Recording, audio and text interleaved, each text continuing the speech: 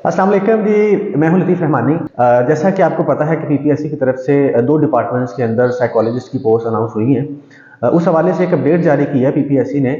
दो पोस्ट एक prison department के अंदर जूनियर साइकोलॉजिस्ट की थी, जो कि जिसकी लास्ट डेट गुजर चुकी है, और दूसरी पोस्ट जो है 15 पोस्ट हैं साइकोलॉजिस्ट की, बट वो ओनली फॉर फीमेल्स हैं। उसमें मेल अप्लाई नहीं कर सकते। उसकी जो लास्ट डेट है वो 30 जनवरी है, 13 जनवरी उसकी लास्ट डेट है। उस हवाले से आपके साथ एक अपडेट शेयर करनी थी। पीपीएससी ने रिसेंटली एक अपडेट जारी की है साइकोलॉजिस्ट के टेस्ट के हवाले से। पहले ऐसा होता था कि पेपर का जो पैटर्न होता था वो आपका 80% सब्जेक्ट से रिलेटेड क्वेश्चन होते थे और 20% जीके होता था।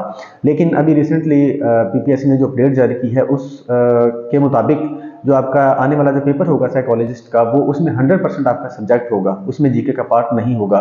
उसमें आपके 100 के 100 क्वेश्चन जो हैं वो सब्जेक्ट से होंगे और उसके लिए 90 मिनट्स आपको टाइम दिया जाएगा।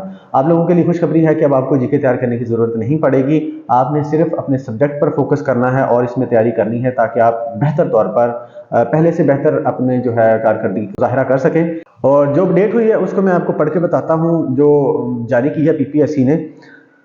Recruitment to 15 posts, all posts reserved for female, including one post reserved for special person and one post reserved for minority quota of psychologist BS 17 on contract basis for the period of 5 years. और ये जो post हैं ये contract पे हैं, 5 साल का जो है आपका कॉन्ट्रैक्ट होगा।